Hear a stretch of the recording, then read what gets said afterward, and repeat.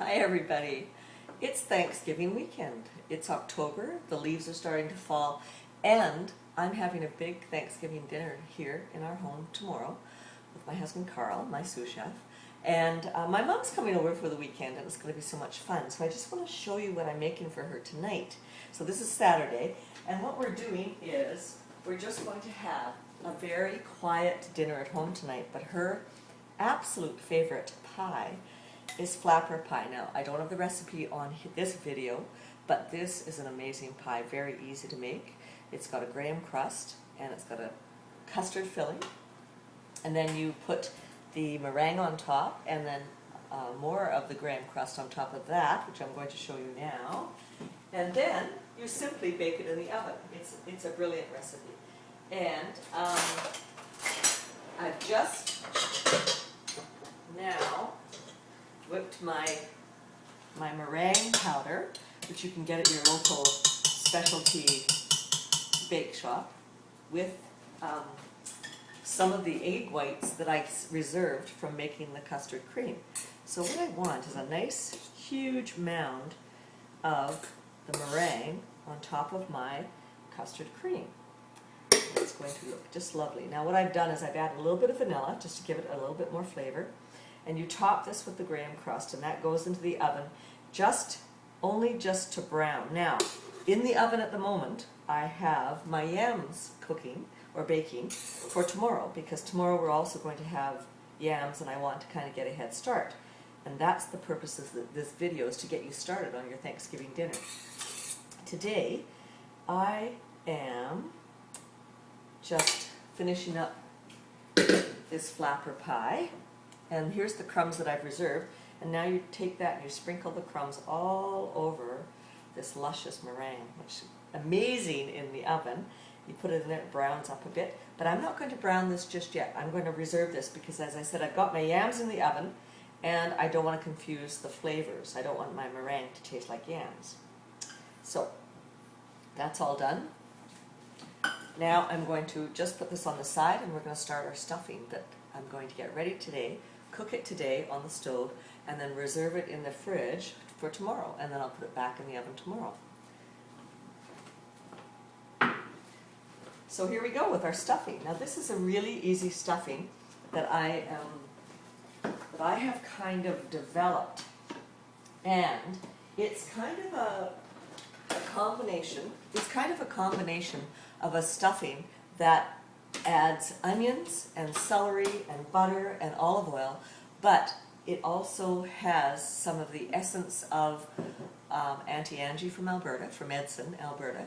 It has some of the essences from my mom's stuffing recipe, and I've sort of put them all together to make this amazing, because I want this to be a vegetarian stuffing. So I'm also going to use chickpeas, which is a great ingredient. So the first thing you do is you get your onions ready. So just chop up your onions. And again, I always like to have my prep bowls at my side, because I like to have a bowl for garbage, a bowl for stock, and a bowl for my onions, of course. So I'm just going to throw all the garbage in here to keep it all nice and clean. Now, this stuffing has chopped onions, chopped celery, which I've already washed over the sink. Of course, as you know, you have to wash everything, because you never know what has contaminated the food that you've brought into your kitchen. Even the already washed lettuce that we use for our salads on a daily basis. I know it's maybe a bit fanatic, or maybe a bit too concerned, but I always wash those as well. Alright, so I've got my onions peeled, and I need my cloth. Just hold on. Always a good idea to keep a clean, wet cloth beside you for all the chopping. So these don't have to be really, really small. They can be a large dice. You don't have to have them soup size, because your dressing is going to be quite chunky. So you just cut up all your onions like that. Just quickly put them into your bowl.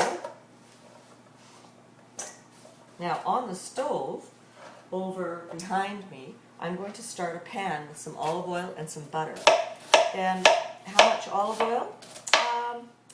Let's use about 1/4 cup of olive oil, and I'm going to use half a stick of butter.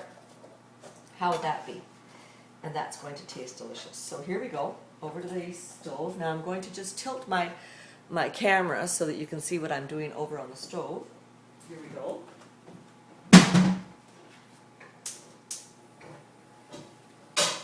Okay, so my pan is on now. I'm going to switch the camera angle so that we can have a look-see all the time that I'm doing this. All right, so I'm cutting up my onions. I do like onions. I think they taste amazing in almost everything that I do. So here we go with all the beautiful onions, and I'm going to get those on the stove right away because I want them to start sauteing. I want them to be transparent. Now, the thing about onions, remember this please, is that if you ever have an occasion where you don't have the time and you can't cook the onions, don't bother with the onions, because raw onions in stuffing or raw onions in potatoes taste awful, just awful. So you really do need to cook your onions properly. And you don't need to brown them, you don't need to caramelize them, you just need to have them to a transparent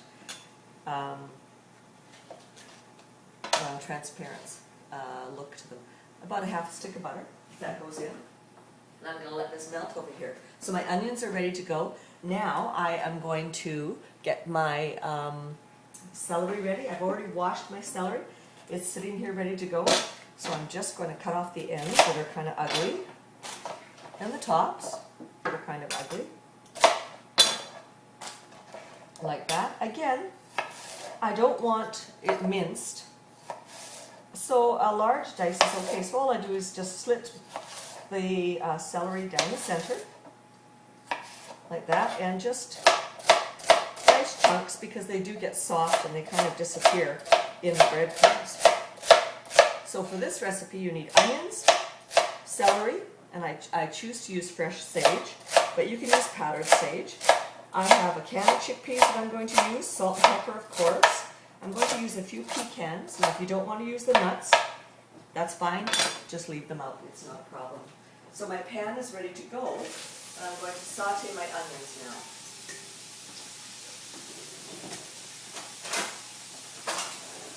So we'll let that get nice and transparent over here. Meanwhile, I'm getting the rest of my ingredients ready. So I'm going to add these to the onions once they're half cooked, because these take less time.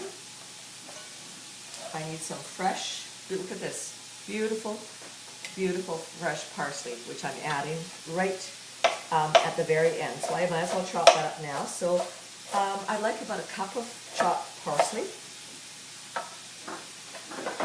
And if you like cilantro, go for cilantro. I mean, if I had it in the house, I would be using the cilantro. So I'm going to start another dish of the parsley that I'm going to add at the end. Also, I have my fresh sage here. Look at that beautiful sage. Isn't that gorgeous? It smells wonderful. Now, as I said, if you don't have fresh sage, don't worry about it. So what I'm going to do is I'm going to, half of this sage I'm going to cook with my onions and my celery to give that aromatic, beautiful flavoring. And then I'm going to use the rest of the sage for at the end with the parsley. And then I'm going to preserve some of the aromatic flavor. It's going to be amazing. I mean, this is really one of the best recipes, seriously. My kids love this recipe, and my daughter Alexandra, I think I've talked about this before, she's a vegetarian, so that's why this stuffing is going to be a vegetarian. I'm not going to bother stuffing the turkey anymore because I don't trust the internal temperature when I stuff turkeys. I like to have, to make sure the bird is at 170, and I don't want it coming out of the oven and you having to wait for it to be 170. And as you know, your internal temperature, here's another time-saving tip, get yourself a thermometer, internal temperature of the turkey 170, bring it out of the oven, let it rest before you carve it. So here we have on the stove, our onions are sauteing nicely, beautiful, gorgeous. Now I'm going to add my celery and half of my fresh sage. Now what I need is a great big bowl to kind of put these in, and I'll get those in a minute. But right now, let's open up a can of chickpeas. Anytime I use chickpeas, I always drain my chickpeas and I rinse them. Because they have to use some kind of a process, salt or whatever it is, to preserve the chickpeas, and I don't want that in my dressing. I want them pure. So I have my sink right here. So I'm just going to drain these. There we go. And rinse them as well. We'll get rid of that can. Why add chickpeas? Great source of fiber, great source of vitamins and minerals, vitamins for anybody, of course, but the boys even like this. But the fiber, it's really good for fiber. So that's ready to go. That's all drained and rinsed. So I'm going to let that drain over here. Now, I've got my breadcrumbs ready to go. My pecans, I'm going to use about half a cup of pecans. I have these left over, and I don't have any others in the house, so I'm going to just use those. Why not? Put those in with my sage and my parsley. So this is at the last minute too. So in this bowl, my parsley, my fresh sage, and my pecans ready to go. I've got my breadcrumbs ready to go. I had these in the freezer. Every time I get a bread crust, I just grind them up and I keep them in a bag for this special occasion, of course. Now, I'm also going to use some powdered sage that I have in my cabinet, plus some cumin, some salt, not a lot of salt, and some pepper. So here we go.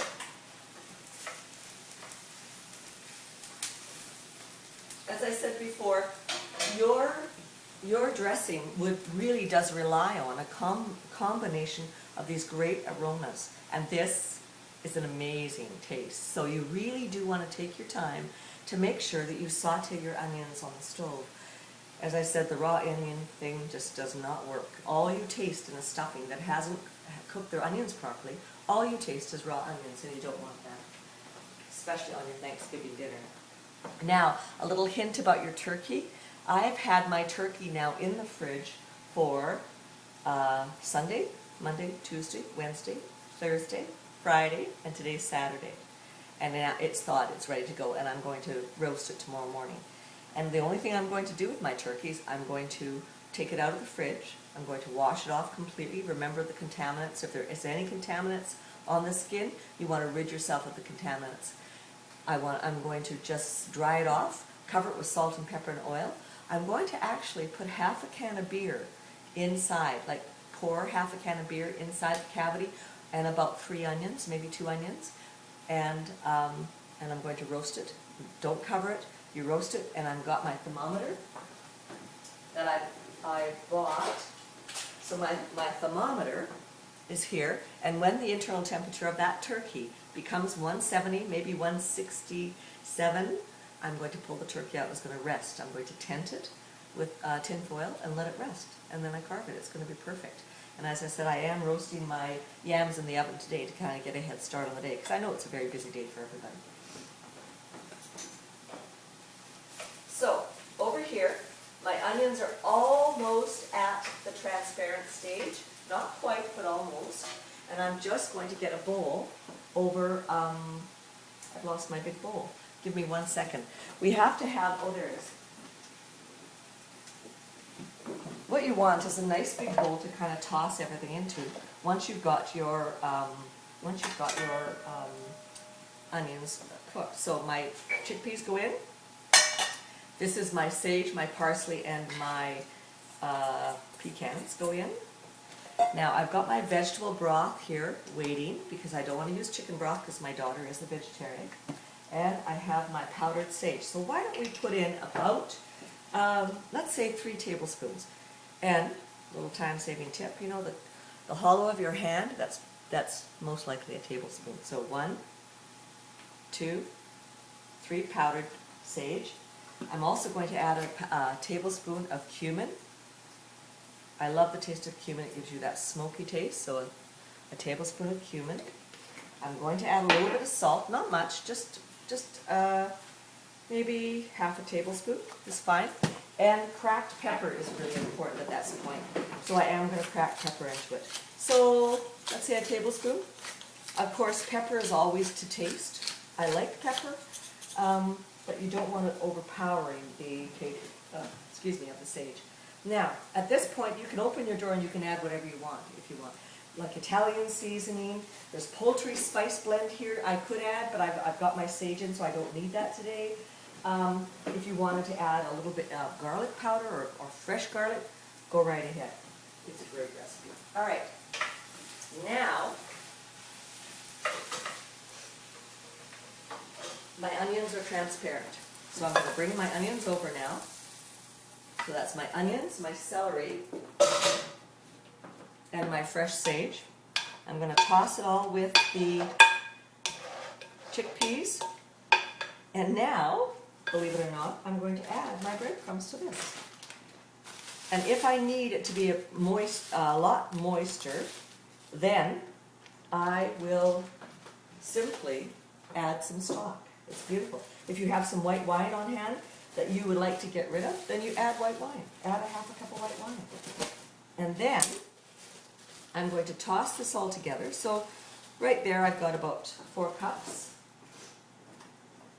And I'll show you where I'm going to put this. This is my casserole dish ready to go in the fridge.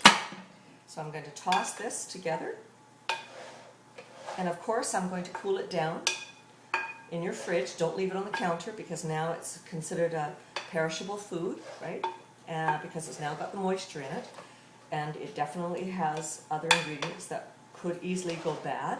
So keep tossing in your breadcrumbs until you get the right consistency, the consistency you want. I want to put more breadcrumbs in, but I need to wrap this up because I know you're anxious to get on with your turkey dinner. So all of your stuffing goes into a buttered or greased casserole dish. I'm going to cool it down in the cooler. Tomorrow I'm going to pop it in the oven at the last minute. So if we're eating at 6, let's say we're eating at 6, let's say my turkey comes out at 5:30, I'm going to put this in the oven for approximately 45 minutes to bring it up to the internal temperature. And you know that your reheat internal temperature has to be 165. So again, I would use my probe thermometer inside the stuffing. So I hope you have great success with your stuffing. I'm going to keep adding my breadcrumbs now until it gets to that right consistency. And this, oh, it smells absolutely divine. Have a great Thanksgiving, and I hope your dressing is as good as this is going to be. Thanks. See you later. Bye.